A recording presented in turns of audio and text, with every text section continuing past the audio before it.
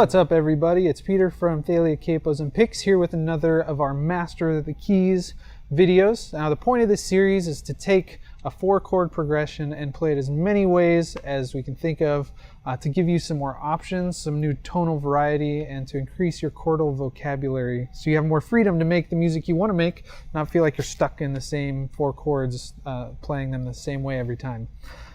So today we're tackling the key of A. And all the charts to these chords can be found down in the description of this video, so you can print those out and follow along. So yeah, A, here we go. The first set I'm going to show you, it's called the standard set. This is the way we all learned these chords. If you look up these chords in the basic beginning guitar book, they'll look like this. Here's the A.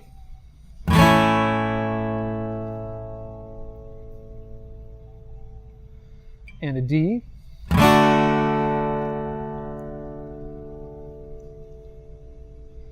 And an F sharp minor,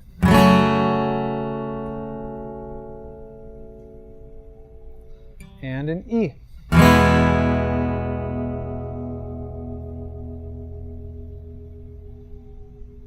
And you put it together, it sounds like this.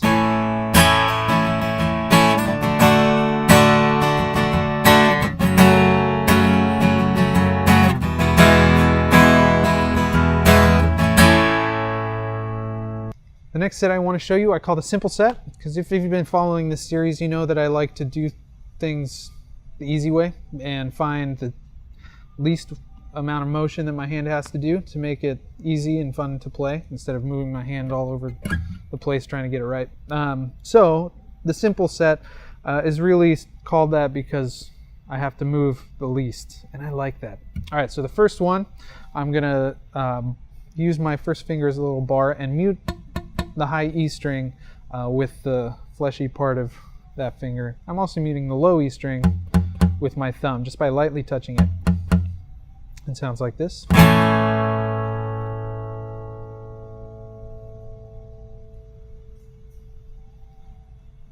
Next is a D, and I'm also muting the high E string and the two lowest strings with my thumb this time.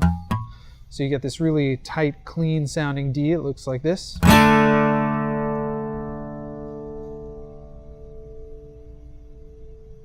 You might be thinking, why go through the trouble of muting half of the strings on the guitar, right? I'm muting 3 out of 6 strings. Because if I didn't, it would sound, it just sounds messy and like somebody needs to get a mop and clean up after me or something. So I'd clean it up. Mute those strings. Tight. It has all the notes you need to let you know it's a D, and it's very easy to play. Next chord is an F sharp minor 7. Looks like this.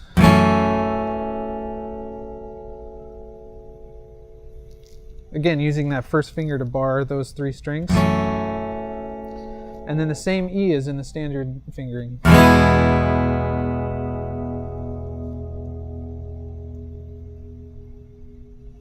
And you put those 4 together, it sounds like this.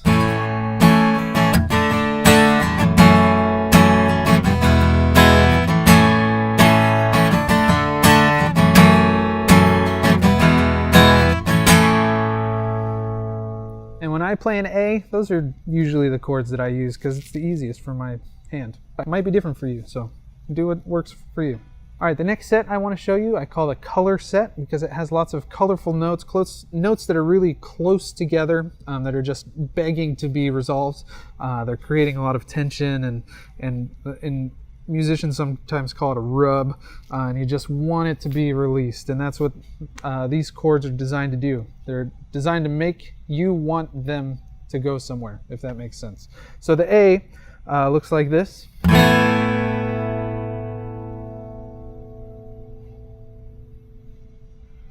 And a nice D major 9 chord.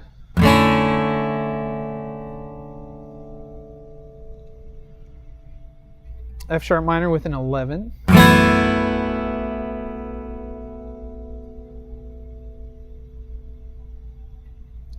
And an E suspended.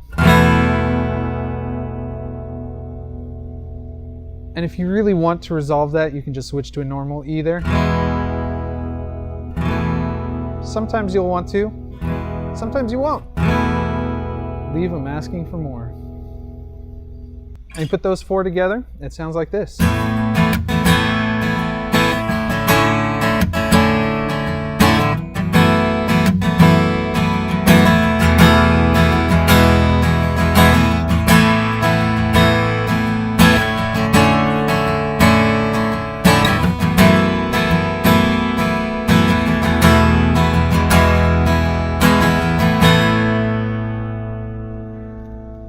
All right, the next set I want to show you is the Jazzy Set, and called that because it sounds jazzy. If you have a better idea for titles, please let me know.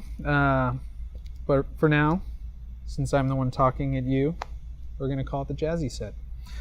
And the A looks like this. You may recognize it from our Jazzy Set in key of E. It's an A major 9. Looks like this.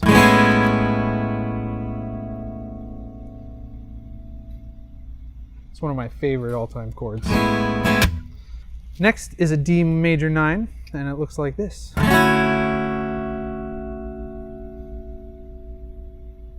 Then an F sharp minor 9 that looks like this.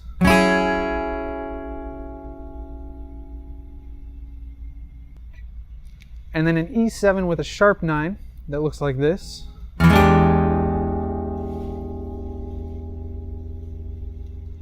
And you may recognize that chord from every Jimi Hendrix song ever.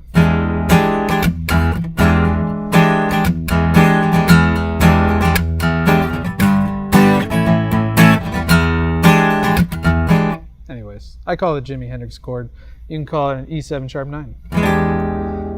Now this Jazzy Set has an extra chord in there because I really wanted something to get us back to the A nicely in a way that makes sense. And so you have this E7 with a sharp 9. Then we're going to walk it down to a flat 9, which you can do just by lifting up your pinky and using your first finger to bar the fret that it's on. Which resolves so nicely back to... You put those four together and it sounds like this.